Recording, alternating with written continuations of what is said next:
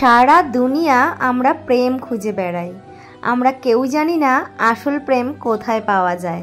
স্বামীজি বলেছেন, জীবে প্রেম করে যেই জন সেই জন সেবিছে ঈশ্বর। মানুষের সেবা করলেই আমরা ঈশ্বরের সেবা করতে পারবো। তো এরকমই একটা গল্প আজ তোমাদের সাথে শেয়ার করবো, চলো। Hey guys, good evening. Dipsharmi লাইফস্টাইলের নতুন একটা ভিডিওতে সবাইকে অনেক অনেক ওয়েলকাম, অনেক অনেক ভালোবাসা। কেমন আছো সবাই? আশা করছি অনেক ভালো আছো, অনেক সুস্থ আছো, আর আমরাও অনেক ভালো আছি। এখন সন্ধ্যে ঠিক 7টা বাজে। এখন থেকেই তোমাদেরকে সাথে নিয়ে আজকের ব্লগটা স্টার্ট করলাম। তোমরা তো আগের ভিডিওতে নিশ্চয়ই দেখে জেনে গেছো যে আমাদের বাড়িতে হচ্ছে অনুষ্ঠান। আবারও বাড়ি বলে ফেললাম। হচ্ছে আমাদের বাড়ির অপোজিটেই আর কি আমাদের পাড়ারই 32 প্রহরের হরিনাম সংকীর্তন হচ্ছে। সেটা তোমরা আগের ভিডিওতে দেখে তোমরা আশা করি এতক্ষণে জেনে গেছো। তো 32 প্রহরের কীর্তন যেহেতু, সে কারণে এই কৃষ্ণ নামটা 4 দিন ধরে হচ্ছে।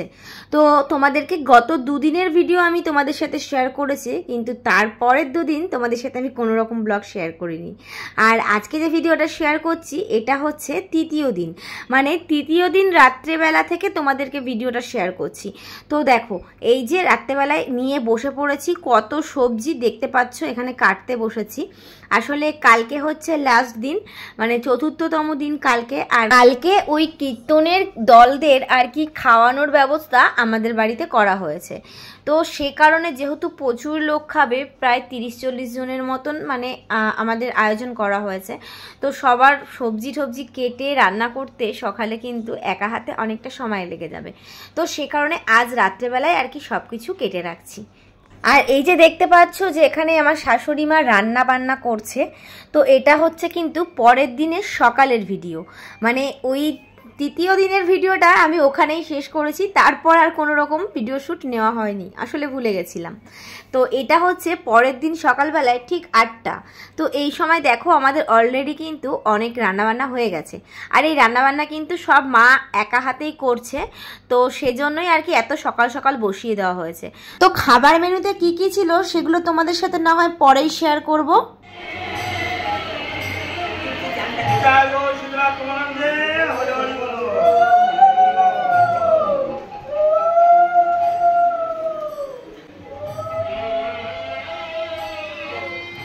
এদিকে দেখো দলেরা কিন্তু খেতে বসে গেছে। যেহেতু জায়গা অনেক ছোট, তাই এভাবেই খেতে দেওয়া হয়েছে।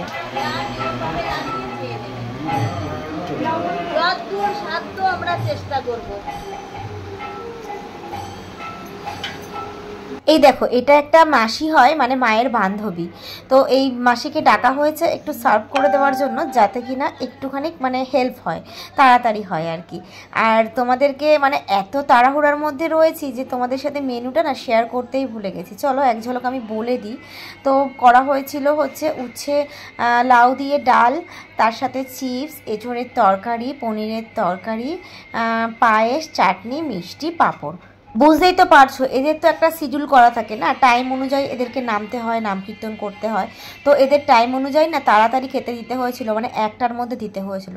তো বুঝতেই পারছো কতটা মানে তাড়াহুড়ার মধ্যে ছিলাম, সে কারণে আর কি আর শেয়ার করে হয়ে মানে ওঠেনি। যেহেতু বাইরে খুব গরম, তাই ঘরে এভাবেই খেতে দেওয়া হয়েছে। জানি আমাদের জায়গা অনেক ছোট, কিন্তু কিছু করার নেই। A few moments later.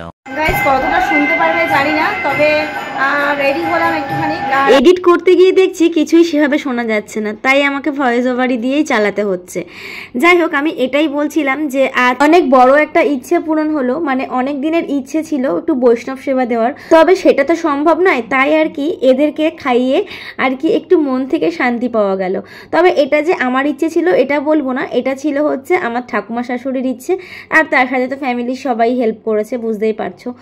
তো সত্যি বলতে অনেকটা ভালো লাগছে। মানুষকে এভাবে খাওয়াতে না ভীষণ ভালো লাগে। হ্যাঁ জানি আমরা সবাই সেভাবে হয়তো পেরে উঠি না, তবে আমার মনে হয় আমাদের প্রত্যেকেরই উচিত আমাদের নিজেদের সামর্থ্য অনুযায়ী কিছু মানুষদের খাওয়ানো। সেটা ভিক্ষুক হতে পারে অথবা গরিব মানুষ। তাহলে দেখবে তাদের মধ্যে দিয়েই না আমরা ভগবানের সেবা করতে পারবো। যেমন আমি কিন্তু এই কাজটা করি, মানে তোমাদের দাদাভাই কিন্তু স্টেশনের ভিক্ষুকদের কিন্তু খাবার কিন্তু তুলে দেয় ওদের মুখে। সেগুলো কখনো ক্যামেরার সামনে আনি না, কারণ এগুলো উচিত নয়। নয়, কারণ কিছু করে সেগুলো দেখানোটা ঠিক নয়, সে কারণে তোমাদের সাথে শেয়ার করি না। যাই হোক, এই দেখো এই যে শাড়িটা পরেছি, এটা কিন্তু তোমাদের দাদাভাই আমাকে একদম প্রথম দিয়েছিল, মানে তোমাদের দাদাভাইয়ের প্রথম দেওয়া শাড়ি, রিলেশনের একদম প্রথম এটা দিয়েছিল। আর এই শাড়িটা আমি অনেক যত্ন করে রেখে দিয়েছি আর ভীষণ পছন্দেরও। তো এই শাড়িটা একটু পরলাম, এবারে একটু বেরোবো মাঠে, মানে ওই উৎসবের ওখানে যাব, চলো।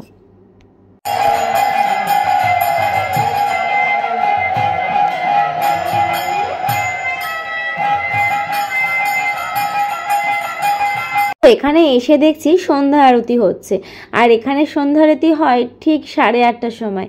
কি বলো তো, সারাদিন এত ব্যস্ততার মধ্যে কাটিয়েছি, আর তাদের মানে খাওয়া দাওয়ার পরেও অনেক মানুষ খেয়েছে, এবার তারপর সেগুলো পরিষ্কার করা, মানে জায়গাগুলো পরিষ্কার করা, তারপর ডেকোরেশনের থেকে বাসন ভাড়া করা হয়েছিল, সেগুলো পুরো মাজা ঘষা, বুঝতেই পারছো, সব কিছু করে সন্ধ্যেবেলা 6টা নাগাদ স্নান করেছি। আর তখন না আর কিছু ভালো লাগছিল না, তাই একটু রেস্ট করেছি, রেস্ট করার পর তারপর বেরিয়েছি। আর এখানে এসে দেখছি প্রচুর মানুষ এসেছে, আর সেগুলো তোমাদের সাথে একটু হালকা করে শেয়ার করছিলাম।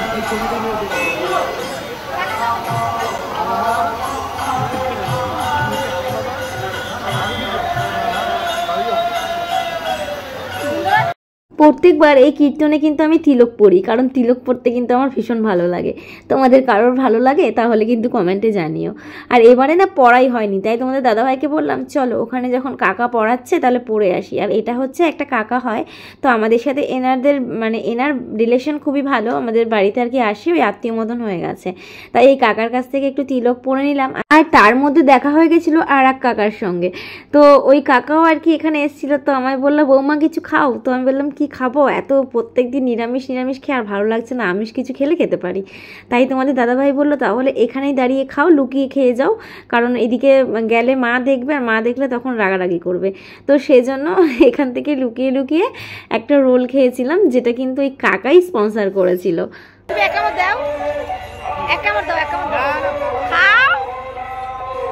তো হে এভরিওয়ান, এখন বাজে ঘড়িতে 12টার বেশিই বাজে, 12টা 5-10 হয়ে গেছে। তো এখন এখানে শুরু হয়েছে রাসলীলা। তোমরা হয়তো অনেকেই জানো যে এই প্রহরের মানে যে প্রহরই হোক না কেন, অষ্টম প্রহর হোক, চতুর্থ প্রহর হোক, যেটাই হোক না কেন, সেই প্রহরের লাস্ট দিন কিন্তু হয় রাসলীলা, রাত্রেবেলায় 12টার পরে। তো সেটা কিন্তু আমাদের এখানে আরম্ভ হয়ে গেছে, আর এখানে দেখতে এসেছি। আর দেখো লোক কত, এমনি দিন কিন্তু এত লোক দেখা যায়নি, তবে আজকে এই রাসলীলা দেখার জন্য প্রচুর লোক হয়েছে, শুধু একবার তোমরা দেখো কত লোক। আর আমি বসেছিলাম আমাদের ঠিক মন্দিরের ওপরে, যাতে ভিডিও শ্যুটগুলো ভালোভাবে নিতে পারি আর তোমাদের সাথে সুন্দর করে শেয়ার করতে পারি। তো এত কষ্ট যখন তোমাদের জন্য করি, তখন কিন্তু তোমাদের আমার জন্য কিছু করা উচিত, তাই না?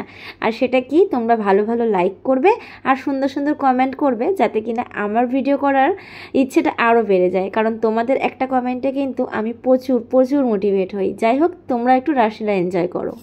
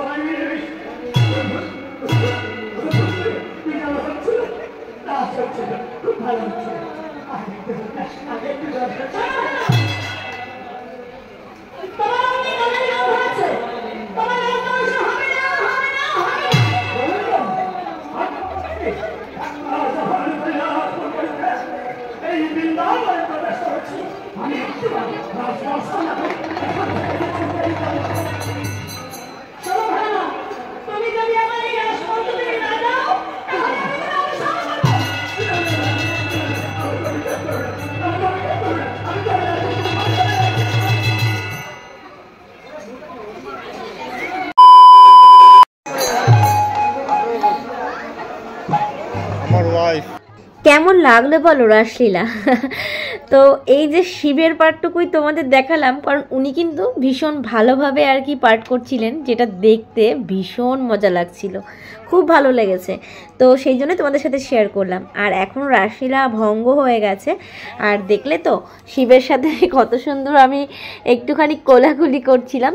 আসলে উনি কিন্তু আমার শ্বশুরমশাই বা বাবাদের বয়সী হবেন। তো ওনার সাথে না আমাদের সম্পর্কটা খুব একটা ভালো হয়ে গেছিলো। কীভাবে জানো? কারণ উনি আমাদের বাড়িতে এসেছিলেন, আর আমাদের বাড়িতে এসে অনেকক্ষণ গল্প করছিলেন, তোমাদের দাদা ভাইয়ের সাথে অনেক রকম কথা শেয়ার করেছেন। তো ওনাকে হায়ার করা হয়েছিল এই গ্রুপে, আর এত সুন্দর করে উনি পাঠ করেছেন, সত্যি মানে ভীষণ ভীষণ ভালো করেছেন। তো এইসব গল্প করছিল, সেই জন্য একটা আলাদা রকম পরিচয় হয়ে গেছিলো। আর তারপর আর কি ওনাকে যখন আমি প্রণাম করতে যাই, উনি আর কি যেহেতু বাবার বয়সী হয় একটুখানি স্নেহ করেছিলেন, এটাই আর কি। তারপর দেখো এনারা রাধা গোবিন্দ সেজেছেন, এনাদের আশীর্বাদ নিতে এসেছি। তো এনারাও হচ্ছে মানে কি বলবো, আমাদের সাথে ভালো পরিচিত হয়ে গেছে। ওই যে বললাম সবাই আমাদের বাড়িতে এসেছিল, আর এসে খাওয়া দাওয়া করেছে, সাথে অনেক গল্পও করেছে, সেই জন্য। আর এদিকে পাড়ার কিছু বৌদি দেখো আমায় কাছে পেয়ে কেউ ছাড়বে না, এরাও কোলাকুলি করতে শুরু করে দিয়েছে। কিছুই না আর কি, যেহেতু ছোট্ট বোনের মতন, তাই আর কি একটু ভালোবাসা, আর কিচ্ছু না। তো গাইজ ফাইনালি বাড়িতে আসলাম। আজকে পুরো ব্লগটাতে তোমাদের সাথে একটু কথা বলতে পারিনি, মানে এত আওয়াজ বাইরে, এত মানে ক্লাউড হচ্ছে যে তোমাদের সঙ্গে কথা বলার মতো সুযোগই পাচ্ছি না। তো এখনও হচ্ছে, নাম শুরু হয়েছে, তবে একটু আসতে দেওয়া আছে যেহেতু রাত আর কি। তো ভিডিওটা এখানে শেষ করব। আর দেখলেই তো যে রাসলীলায় আমরা কতটা মজা করেছি। আর এখন বাজে ঠিক 3টে, এখন ফ্রেশ হয়েছি, এখন শুতে এসেছি, বিছানা রেডি, দেখতেই পাচ্ছ। তো এখন শোবো। তো ভাবলাম ব্লগটা শেষ করি। সারাটা ব্লগ তো আমি ভয়েস ওভারেই চালালাম, তো একটুখানি তোমাদের সাথে একটু কথা বলি। তো আজকে সত্যি বলতে সারাটা দিন প্রচণ্ড ব্যস্ততার মধ্যে কেটেছে। সারাটা দিন কিভাবে কেটেছে বুঝতেই পারিনি, মানে প্রচণ্ড টায়ার্ড আছি। এখন হচ্ছে শুয়ে পড়বো। তো কতটা কি শেয়ার করতে পেরেছি আমি জানি, সেরকম একটা কিছু শেয়ার করতে পারিনি, কারণ আমি সত্যি কথা বলতে ফোনের সামনেই আসতে পারিনি। তোমাদের দাদাভাই মাঝে মধ্যে যেটুকু নিয়েছে সেটুকুনি কি তোমাদের সাথে শেয়ার করেছি। তো যাই হোক, আজকের ব্লগটা ম্যানেজ করে দেখো, নেক্সট ভালো ভালো ব্লগ আসতে চলেছে। তো চলো আজকের ব্লগ এই পর্যন্তই, দেখা হচ্ছে নেক্সট ব্লগে। ততক্ষণ ভালো থেকো, সুস্থ থেকো। চলো গুড নাইট বলবো না, কারণ 3টে বেজে গেছে মানে সকালই, তো গুড মর্নিং সবাইকে। চলো টাটা।